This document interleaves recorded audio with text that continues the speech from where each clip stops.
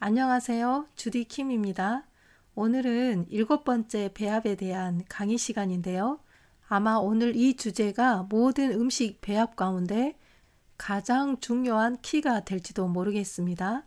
여러분, 어떤 음식이 전분이고 지방이고 단백질인지는 잘 알지만 과일은 그냥 과일이기 때문에 아무 때나 먹으면 되는 줄로 생각하는 분들이 많이 계십니다.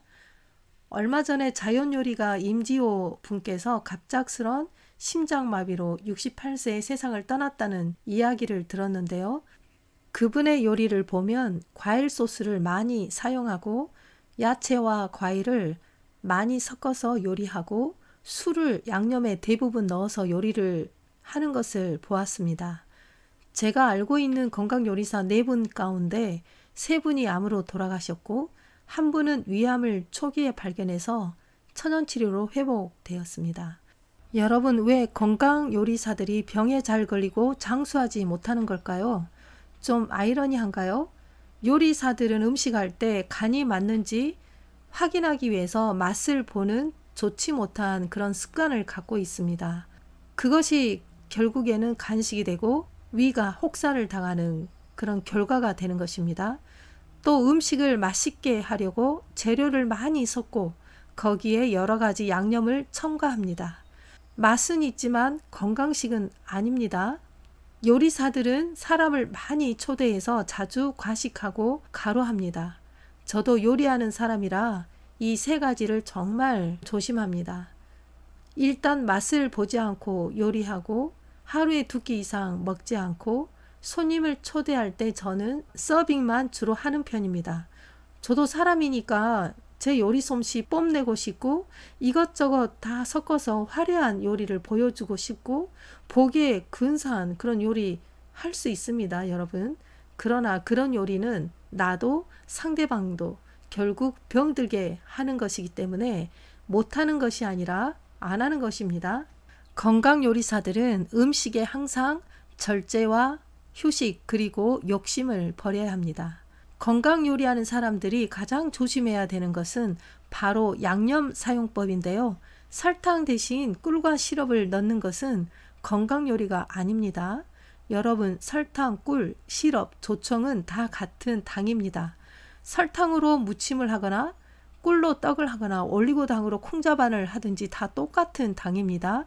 물론 사탕수수를 줄기채로 씹어 먹었을 때와 사탕수수로 정제한 설탕은 당 흡수율이 다를 수 있습니다.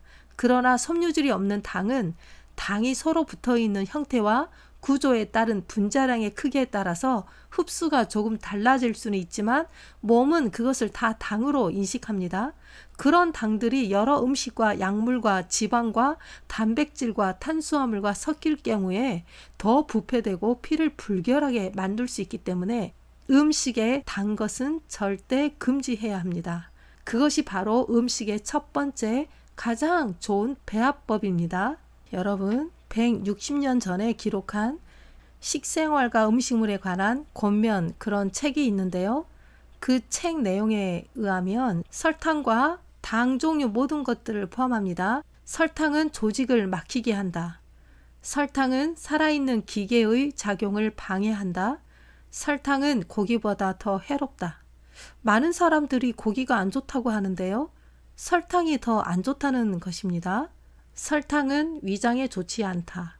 그것은 발효를 일으키며 뇌를 흐리게 만들고 기질을 성급하게 하고 까다로운 기질을 만든다. 설탕이 성격에 영향을 미친다는 말 들어보셨나요? 160년 전에 식생활과 음식물에 관한 권면 그 책에 벌써 그렇게 오래전에 그렇게 쓰여 있다는 게 놀랍지 않습니까, 여러분? 주의력 결핍, 과잉 행동장애, 이것을 줄여서 ADHD, 즉 주의력 결핍이라고 하는 거죠. 여러분, 주의력 결핍은 발달하는 뇌장애입니다. 계속해서 책은 말하기를 설탕은 생명의 흐름에 해를 끼친다. 혈액순환을 방해한다는 것이죠. 피를 더럽게 하는 모든 것은 테이블에서 치워야 한다. 특별히 어린아이에게는 완전한 음식을 주어야 한다. 음식에는 어떤 향료나 양념이 들어가서는 안 된다. 이것들은 소화기관을 훼손한다. 설탕은 소화기관을 막히게 한다. 여러분, 음식에 당이 많아지면 암 발생률도 증가하고 당은 암의 먹이입니다. 여러분, 괜히 고기 탓만 하지 마세요. 당이 훨씬 고기보다 해롭습니다. 지난 영상에도 잠깐 설명했는데요. 당이 몸에 직접 흡수하면 좋지 않으니까 하나님께서 당이 많이 포함된 식물은 실 같은 그런 섬유질 덩어리를 굉장히 많이 넣어 두었습니다. 사탕수수, 망고, 무화과, 여러분 잘 살펴보세요. 망고도 대부분 실타래 섬유질로 되어 있습니다. 우리 몸은 전분에서 얻어진 당분과 과일의 과당만을 원합니다, 여러분. 그 외의 당은 췌장을 다 힘들게 합니다. 요즘 췌장암이 굉장히 많이 늘어나고 있습니다. 그것은 식탁에 당이 높은 음식들이 많아졌다는 그런 뜻입니다. 우리가 아이스크림을 먹었든지 사과, 과자, 떡볶이를 먹었든지 현미, 흰밥을 먹었든지 우리 몸은 무조건 당을 먹었다고 생각하고 인슐린을 만듭니다. 과일 속의 과당은 단당류라서 병원에서 맞는 포도당 수액이 혈관에 들어가면 쉽게 에너지화 되듯이 과일이나 꿀, 주스, 설탕, 초콜릿 이런 것도 마찬가지입니다. 설탕과 같은 이 당류는 소화 과정에서 서로 붙어있는 단당류로 떨어진 후에 흡수되기 때문에 비교적 빨리 흡수가 됩니다. 과일당은 단당류로 이 당류인 설탕보다 흡수율이 더 빠릅니다. 과일을 통째로 먹게 되는 경우 더딜 수는 있지만요. 양념으로 자주 사용하는 메이플 시럽과 조청도 이 당류에 속합니다. 다당류는 3개 이상의 당이 결합된 상태의 당인데요. 대표적인 것이 바로 전분, 녹말입니다. 식물도 당분을 전분 형태로 저장해 놓습니다. 주부들이 많이 사용하고 있는 올리고당도 대표적인 다당류에 속합니다. 여러분이 흰밥을 먹을 때와 현미를 먹을 때 흡수율의 차이가 있습니다. 그래서 현미가 흰밥보다 당을 천천히 흡수하기 때문에 저혈당이나 당뇨병 환자들에게 현미밥을 먹으라고 권하는 것이죠. 현미에 섬유질이 많은 콩과 잡곡을 섞으면 당 지수가 더 내려가서 현미밥보다는 현미 잡곡밥을 먹는 것이 훨씬 더 좋습니다. 당을 먹으면 췌장에서 세포에 영양소가 들어가도록 인슐린이 나와서 초인종을 누르게 됩니다. 당뇨병은 당이 초인종을 눌러도 세포가 문을 열어주지 않기 때문에 세포 바깥에서 돌다가 소변으로 나오는 것이 당뇨병입니다. 당뇨를 인슐린에 초점을 맞추고 주사 맞고 약을 맞으면 평생 치료가 안 됩니다. 음식 배합을 잘해도 당 문제는 쉽게 해결할 수 있습니다. 여러분, 음식을 섭취할 때 당을 많이 섭취하게 되면 필요하지 않는 당은 그냥 버리든지 아니면 피하 조직에 저장하든지 우리 몸이 둘 중에 하나를 선택하게 됩니다. 여러분, 꿀이나 과일에서 얻은 열량은 몸 전체 에너지를 공급하는데 턱없이 부족하기 때문에 단식으로는 몰라도 영양 불균형이 일어나기 때문에 전분인 칼로리 식사를 해야 합니다. 우리 몸이 원하는 당은 설탕도, 메이플 시럽도, 꿀도, 그리고 조청도 그런 단 것이 아니라 전분에서 얻어지는 포도당이기 때문에 우리는 저칼로리가 아닌 고칼로리 식사가 우리의 메인 식사가 되어야 합니다. 아니, 어차피 밥도 당이고 꿀도 초콜릿도 콜라도 피자도 매실액도 다 같은 당이니까 한꺼번에 먹어도 되지 않을까요? 그렇게 생각할 수도 있습니다. 모든 것을 섞어서 먹는 비빔밥과 국찌개 문화를 가진 우리나라가 위암 발병률이 세계 1위입니다. 2등은 일본, 3등은 짬뽕 문화를 가진 중국입니다. 중국 사람들은 밥그릇 하나에 밥, 국, 야채, 고기, 양념을 한꺼번에 넣어서 짬뽕해서 먹더라고요.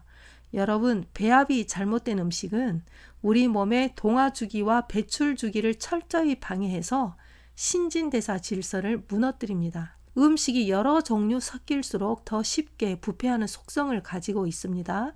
썩은 음식은 몸에서 더 심하게 부패하고 더 많은 독성물질이 만들어집니다. 음식물은 합식할 수 있는 것이 있고 없는 것이 있다는 것을 알아야 합니다. 여러분, 음식 배합을 잘못함으로 장애가 생기고 발효가 시작되고 피가 불결해지고 두뇌가 혼란을 일으킨다는 것 꼭 기억하시기 바랍니다.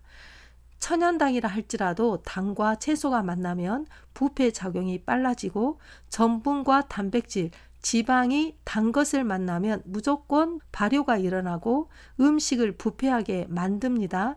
이것은 절대적인 합식법의 법칙입니다. 요리할 때 차라리 설탕을 적게 사용하는 것이 천연당이라고 해서 듬뿍 사용하는 것보다 훨씬 설탕이 더 해롭지 않을 수 있습니다. 여러분, 채식과 건강식의 차이는 어떤 것이라고 생각하십니까? 첫째는 요리법에 있고 두 번째는 배합 방법에 달려 있습니다. 똑같은 밀가루인데 흰빵을 먹으면 그것이 채식을 하는 것이고 통밀빵을 먹으면 건강식을 하는 것입니다. 우리가 먹는 음식이 자연 그대로이냐 아니면 파괴됐느냐, 껍질채로 먹었느냐, 깎아서 먹었느냐, 생채식이냐, 가열했느냐, 합식을 제대로 했느냐에 따라서 채식이냐, 건강식이냐가 달라지는 것입니다. 그리고 여러분이 간식을 식사와 식사 중간 사이에 먹는 것을 다 간식이라고 생각하는데요. 과식과 간식은 내가 아침에 먹은 그리고 점심에 먹은 그런 음식들이 소화가 안 되는 것은 그것이 모두 간식이고 과식이 되는 것입니다. 다음 시간에도 여러분 음식 배합이 계속해서 이어지겠습니다.